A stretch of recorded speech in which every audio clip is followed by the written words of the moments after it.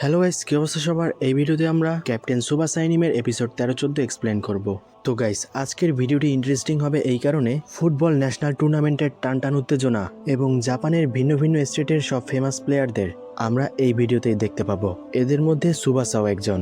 তো গাইস, চলুন আর কথা মারিয়ে শুরু করা যাক আজকের অসাধারণ ভিডিওটি। এপিসোড 13 শুরুতেই আমরা দেখতে পাই আগের এপিসোডের কিছু সিন দেখানো হয়। শিজুকু প্রিফেকচারের ফাইনাল ম্যাচে নামকাৎসু আর শিমিজু মুখোমুখি হয়েছিল, যেখানে নামকাৎসু টিম শুরুর দিকে খুবই খারাপ একটা পজিশনে পড়ে যায়, আর সুবাসার জন্য টিম শিমিজু বিশেষ কিছু পদক্ষেপ নেয় যার জন্য সুবাসা ভালোভাবে খেলতে পারছিল না। তবে গেনজো আর নামকাৎসুর বাকি টিমমেটসরা সবাই সুবাসাকে প্রতিনিয়তই সাহায্য করতে থাকে গোল করার জন্য। এতে সুবাসা এবং তার টিমমেটসদের অসাধারণ খেলার মধ্য দিয়ে নামকাৎসু টিম ফাইনাল জিতে যায়, আর তাই তারা ন্যাশনাল টুর্নামেন্টে শিজুকু প্রিফেকচারের হয়ে জয়েন করবে। এরপর আমরা এপিসোড 13 শুরুতেই দেখতে পাই রবার্তো এই বিষয়টা নিয়ে এখনো চিন্তিত। যদি সে সুবাসাকে নিয়ে যায় তাহলে সবাই একে অপরের থেকে আলাদা হয়ে যাবে। বাবা একদিকে, মা একদিকে, আর ছেলে আর একদিকে। একটা পরিবারকে বিচ্ছিন্ন করার দায়ভার রবার্তোর উপরই থাকবে। এসব বিষয় নিয়ে রবার্তো অনেক চিন্তিত। এরপর সিন চেঞ্জ হয়ে একটা ফুটবল ম্যাচের দিকে। সাকুরা নামের একটি টিম হুরানো টিমের ক্যাপ্টেন হিকারু মাতসুয়ামাকে আটকে রেখেছে। সাকুরা টিমের অনেকগুলো প্লেয়ার মাতসুয়ামাকে ধরে রেখেছে, তবে মাতসুয়ামা কোনোভাবেই বল ছাড়তে রাজি নয়। আর গাইস, একটা বিষয় আগেই বলে রাখি, সুবাসার সবচেয়ে গুরুত্বপূর্ণ সঙ্গী তারো মিসাকি আগে এই হুরানো টিমের হিকারু মাতসুয়ামার সাথেই খেলতো, আর এই হিকারু মাতসুয়ামা হলো হুরানো টিমের ক্যাপ্টেন। সে সাকুরো টিমের কাছ থেকে বল আটকে রেখেছে কারণ তারা আগেই একটা গোল করেছে। যেন সাকুরো টিম গোল করতে না পারে, তাই মাতসুয়ামা বল আটকে রাখতে চায়। প্রায় 5-6 জন প্লেয়ারের মধ্য দিয়ে মাতসুয়ামা বল কাটিয়ে বের হয়ে আসে। এটা দেখে তো সবাই অবাক হয়ে যায়। ম্যাচের বাকি আর মাত্র 1 মিনিট। সবাই হুরানো টিমের জন্য চেয়ার করে। পরিশেষে হুরানো টিম ফাইনাল জিতে যায়, আর ফুরানো টিম তারাও ন্যাশনাল খেলবে। তখন মাতসুয়ামা বলে, আমাদের তারো মিসাকির কোনো প্রয়োজন নেই, তাকে ছাড়াই আমরা ফাইনাল জিতেছি। সিন চেঞ্জ হয় তারোর দিকে। তারও বল জাগলিং করছে আর তার বাবা পেন্টিং করছে। এরপর তারও তার বাবাকে জিজ্ঞেস করে এবার তারা কোথায় যাবে। তারোর বাবা বলে, তুমি তোমার বন্ধুদের বলে দিও ন্যাশনাল টুর্নামেন্টের পর তোমাকে অন্য স্কুলে ট্রান্সফার হতে হবে। আসলে তারোর বাবা এখানে ইচ্ছা করেই ন্যাশনাল টুর্নামেন্ট পর্যন্ত থেকে যেতে চায়, যেন তার ছেলে ন্যাশনাল টুর্নামেন্ট খেলতে পারে। এরপর সিন চেঞ্জ হয় গেনজোর দিকে। গেনজোর ডাক্তারের কাছে এসেছে। তার পায়ের ইনজুরি আরো গুরুতর হয়ে গেছে।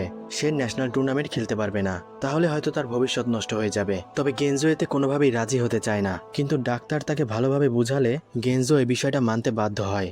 আর গেনজোর ইনজুরির বিষয় তার টিমমেটরাও অনেক বেশি চিন্তিত। সিন চেঞ্জ হয়, আমরা দেখি রিও কাজ করছে, তবে এতে সে তার মায়ের উপর নারাজ। সবাই চিল করছে আর তাকে কাজ করতে হচ্ছে। তখন তার মা বলে, তোমার টিমমেটসরা কত স্ট্রং দেখেছো, আমি চাই তুমিও ওইভাবে স্ট্রং হও।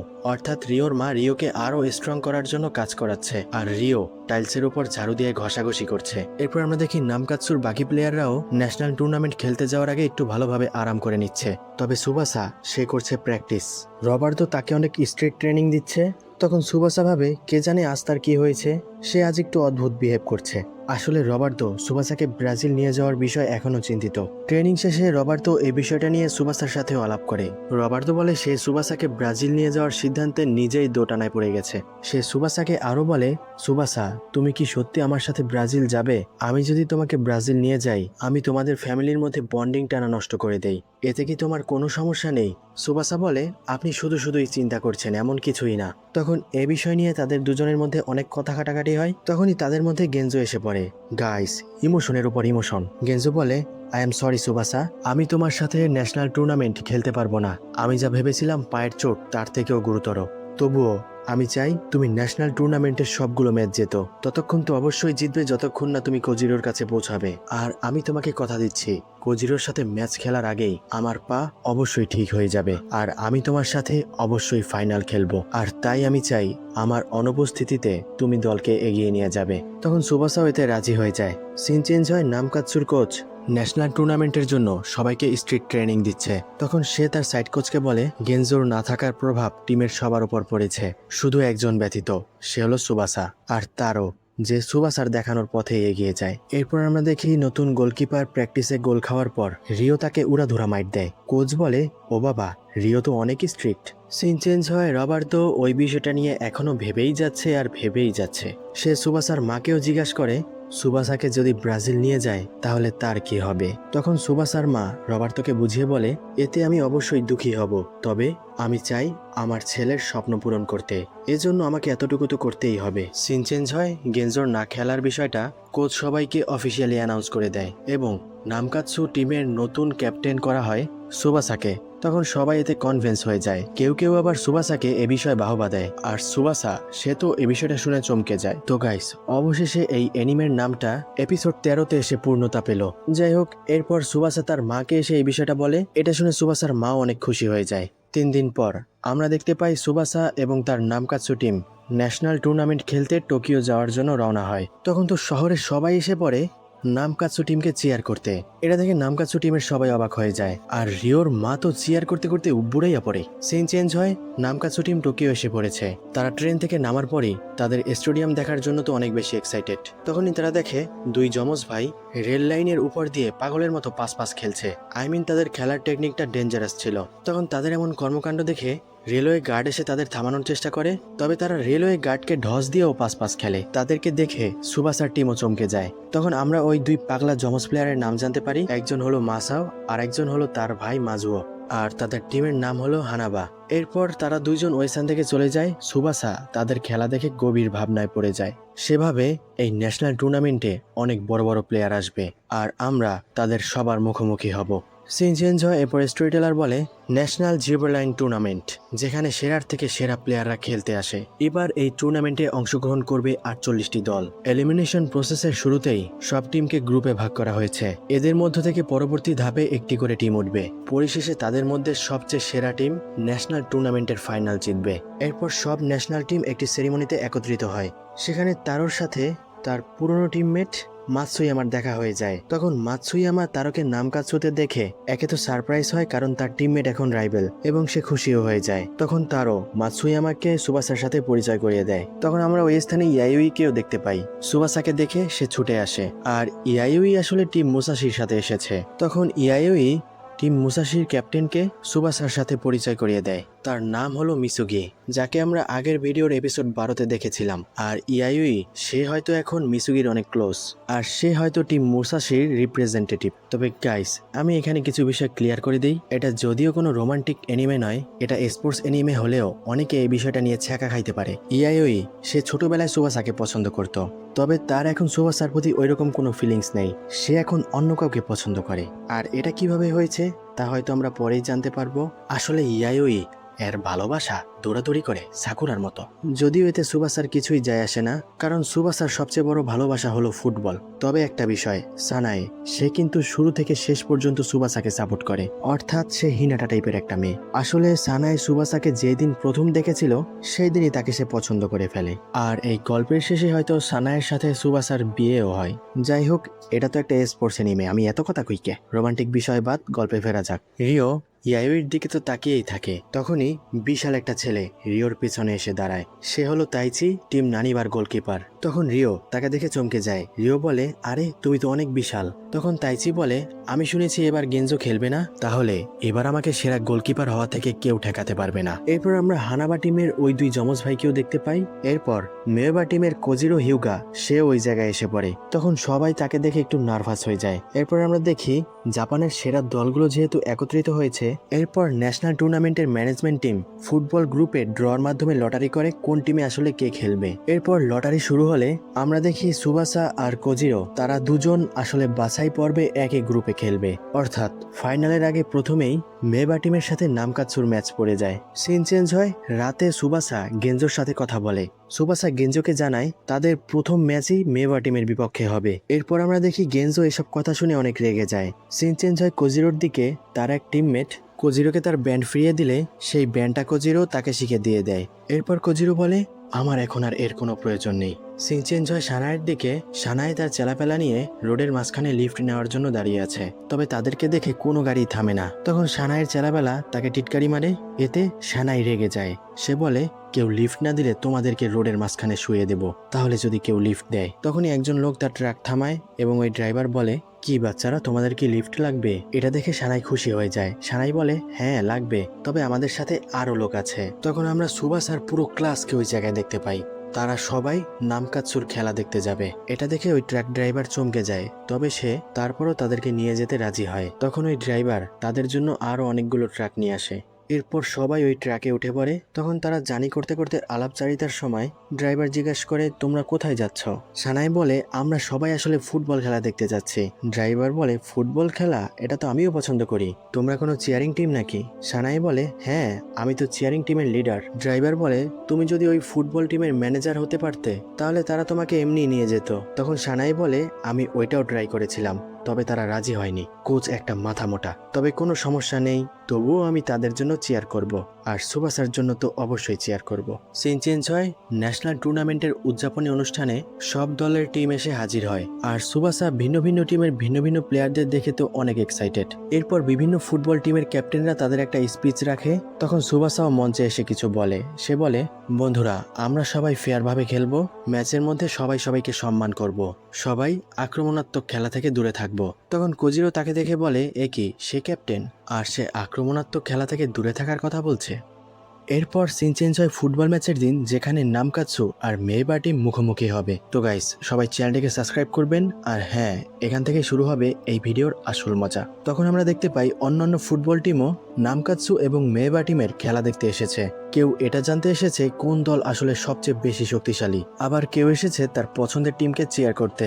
এরপর আমরা দেখতে পাই সুবাসা আর কোজিরো প্রথমবারের মতো একে অপরের মুখোমুখি হয়েছে। তখন কোজিরো নামকাতসুর প্লেয়ারদের দেখেই টিটকারি মারতে শুরু করে।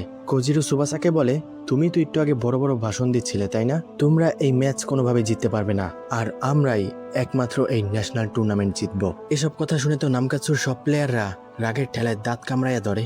এরপর ম্যাচ শুরুর আগে ভাষ্যকর বলে, টিম নামকাতসু, যারা এক্সিলেন্ট পাসের জন্য অনেক বেশি বিখ্যাত, তারা 4-3-3 ফরমেশনে খেলছে এবং শিজুকো প্রিফেকচারকে রিপ্রেজেন্ট করছে, এবং তাদের গোলকিপার গেনজোর পরিবর্তে ইয়োজো মরিসাকি খেলবে। এরপর তাদের ডিফেন্সে রয়েছে সেরা ডিফেন্ডার সিঙ্গো, যে পুরো টিমের ডিফেন্সকে লিড করবে। মিডে রয়েছে কিছু অসাধারণ প্লেয়ার, তারো মিসাকি, মোমুরু আর হানজি। আর ফরওয়ার্ডে রয়েছে হাজিমে তাকি আর তেপেকিসুগি, এবং সেন্টার ফরওয়ার্ডের সেরা স্ট্রাইকার সুবাসা ওজোরা। অপোজিটে টিম মেইবা, তারা খেলছে 4-4-2 ফরমেশনে। সেন্টার ফরওয়ার্ড কোজিরো হিউগা, এবং তার সাথে রয়েছে তাদের ক্যাপ্টেন তাকেশি সাবাডা, যে মাত্র এলিমেন্টারির 4th গ্রেডে পড়া একটা স্টুডেন্ট। এরপর আমরা মেইবার কোচকে দেখতে পাই। এই বেটায়ও রবার্দোর মতো একটা নেশাখোর। গাইস, আমি এই বিষয়টা বুঝি না, এই এনিমিতে ট্যালেন্টেড কোচদের কি ড্রিঙ্ক করাটা জরুরি? যাই হোক, এরপর রেফারি বাঁশি বাজালে ম্যাচ স্টার্ট হয়ে যায়। সুবাসা বল নিয়ে অনেক দ্রুত এগিয়ে যাচ্ছে। তখন কোজিরো সুবাসার দিকে এগিয়ে আসে।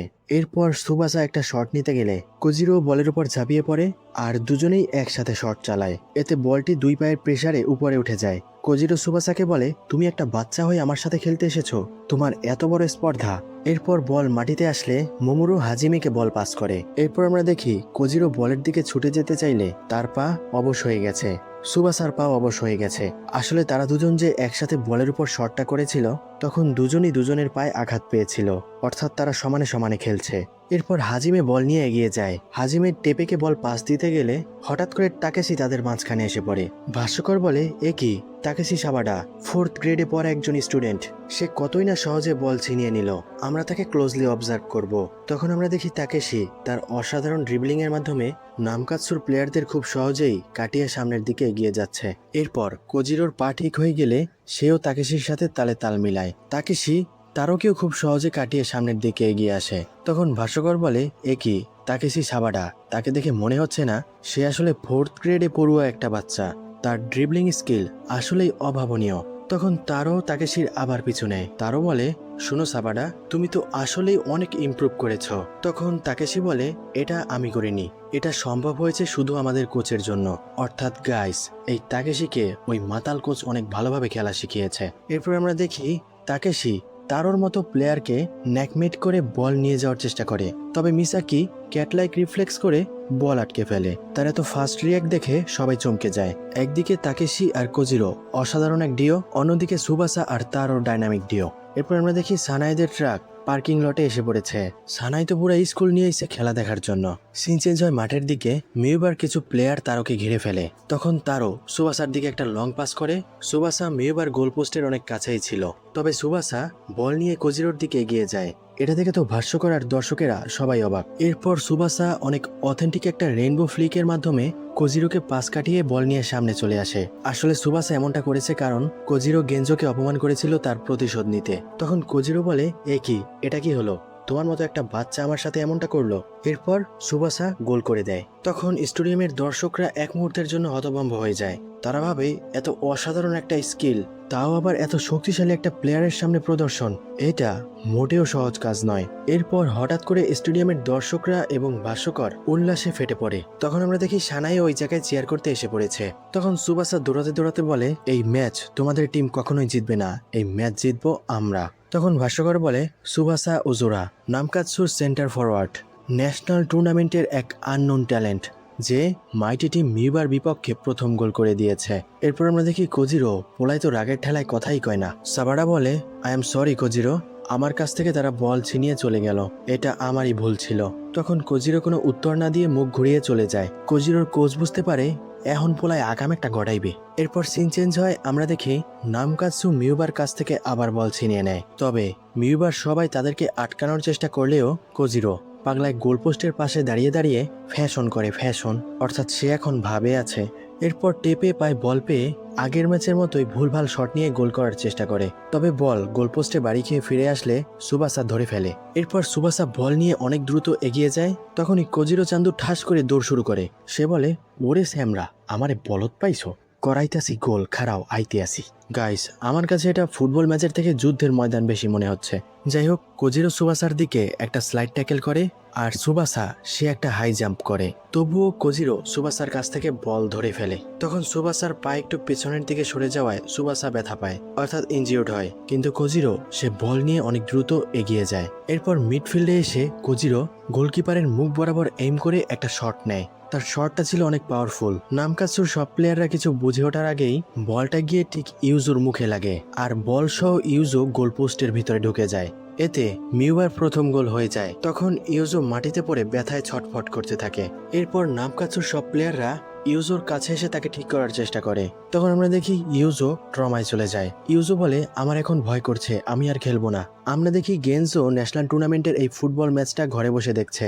এই বিষয়টা দেখে সে অনেক রেগে যায়। সে বলে, কোজিরো এটা ইচ্ছা করে করেছে, আমি জানি, আমি তাকে সামনে পেলে কখনোই ছাড়বো না। ন্যাশনাল টুর্নামেন্টের অন্যান্য টিমের প্লেয়াররাও এমন খেলা দেখে হতভম্ব হয়ে যায়। এরপর আমরা স্টেডিয়ামের ভিআইপি সাইডে একটা লেডিকে দেখতে পাই, যে অনেক দূর থেকে সুবাসা আর কোজিরোর খেলা অবজার্ভ করছে। ওই লেডি বলে, বাহ, একদিকে অ্যাগ্রেশন আর একদিকে প্যাশন। সুবাসা খেলে প্যাশন দিয়ে, অন্যদিকে কোজিরো সে খেলে অ্যাগ্রেশন দিয়ে।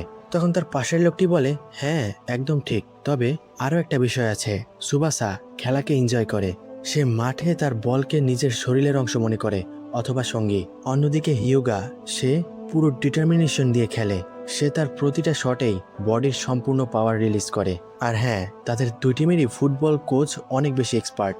ওই লেডি বলে, একদম ঠিক বলেছ, একদিকে রাবার্দো যে সুবাসাকে ট্রেনিং দিয়েছে, অন্যদিকে কোজুকিরা যে ইংলিশদের ট্রেনিং করার অফারকে নিষেধ করে কোজিরোকে ট্রেনিং দিয়েছে। আর এই দুইজনই ফুটবল থেকে হঠাৎ করে গায়েব হয়ে গিয়েছিল। তবে মজার বিষয় এটা যে তারা দুই অসাধারণ প্লেয়ারের কোচ হয়ে ফিরে এসেছে। যাই হোক, আমরা তো এই দুইজনের মধ্য থেকে শুধু একজনকেই নেব।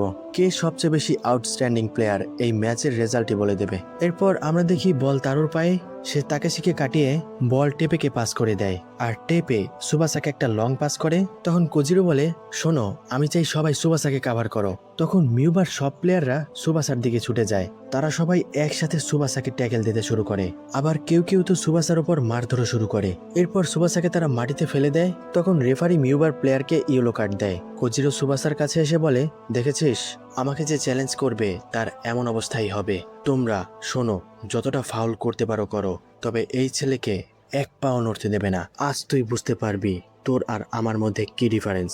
এরপর মামুরো ফ্রি কিক নেয়। সেভাবে, তোমরা কি আমাদের দুর্বল ভাবছো নাকি? তখন মামুরো সেও ইচ্ছা করে কোজিরোর দিকে এইম করে শুট করে, তবে এতে লাভ হয় না। কোজিরো বল থামিয়ে দেয়। সুবাসা তার দিকে ছুটে আসলে সেভাবে এই ছেলেটা কতটা ইরিটেটিং। তখন কোজিরো তাকেশিকে বল পাস দেয় আর তাকেশি মিডফিল্ড থেকে একটা শট করে, এতে গোল হয়ে যায়। কারণ নামকাতসুর গোলকিপার ইউজো সে বল না ধরে এক জায়গায় দাঁড়িয়েই থাকে। সে তার মুখের উপর একটা শট খেয়ে ট্রমায় চলে গিয়েছে। তখন সবাই এই বিষয়টা বুঝে যায় আসলে কোজিরো ইচ্ছা করেই গোলকিপারের মুখ বরাবর শট করেছে যেন সে ভয় পেয়ে আর গোল না থামাতে পারে। এই বিষয়টা দেখে তো গেনজো অনেক রেগে যায়, সে টিভি হাবড়াইয়া ধরে। গেনজো বলে, আমি তোমাকে ছাড়বো না কোজিরো। তখন আমরা জানতে পারি নামকাতসুর কাছে শুধু একটি গোলকিপারই আছে, তাই তারা সাবস্টিটিউশনও নিতে পারবে না। কিন্তু ইউজো আর খেলতে চায় না। মিউবা নামকাতসুর থেকে 1 গোলে এগিয়ে আছে। মিউবা আবার অ্যাগ্রেসিভ হয়ে খেলা শুরু করে। কোজিরো বলে, চাইলে এখন মাঠের 11 জনই গোল করতে পারো, কারণ তাদের গোলকিপার এখন আর কিছুই করতে পারবে না। তখনই ইউজোর দিকে মিউবার প্লেয়াররা আবার একটি শট করলে সুবাসা ইউজোর সামনে এসে পড়ে। সে বল থামিয়ে দেয়। তখন সুবাসা ইউজোকে বোঝানোর চেষ্টা করে, বল আমাদের বন্ধু, একদমই ভয় পেও না ইউজো। এটা শুনে কোজিরো আবার রেগে যায়। সে বল নিয়ে অনেক দ্রুত এগিয়ে যায়। এরপর সে সুবাসাকে এম করে শট চালায়। তখন বল গিয়ে সুবাসার মুখে লাগে, তবে সুবাসা বলের সাথে গোলপোস্টে যাওয়ার আগেই তার হাত পা দিয়ে গোলপোস্ট শক্ত করে ধরে রাখে। এটা দেখে ইউজো চিন্তিত হয়ে যায়। তখন আমরা বুঝতে পারি সুবাসা আসলে ইচ্ছা করেই বলটা তার মুখের ওপর আসতে দিয়েছে। সুবাসা হেসে বলে, দেখেছো, বল আসলে আমাদের বন্ধু, একদমই ভয় পেও না। তখন ইউজো একটু সাহস পায়। ইউজো বলে, তোমাকে ধন্যবাদ, অনেক অনেক ধন্যবাদ সুবাসা, আমাদের টিমের ক্যাপ্টেন হওয়ার জন্য। এরপর টিম মিউবা আবার শট চালালে এবার গোলকিপার ইউজো সেই বলটা থামিয়ে দেয়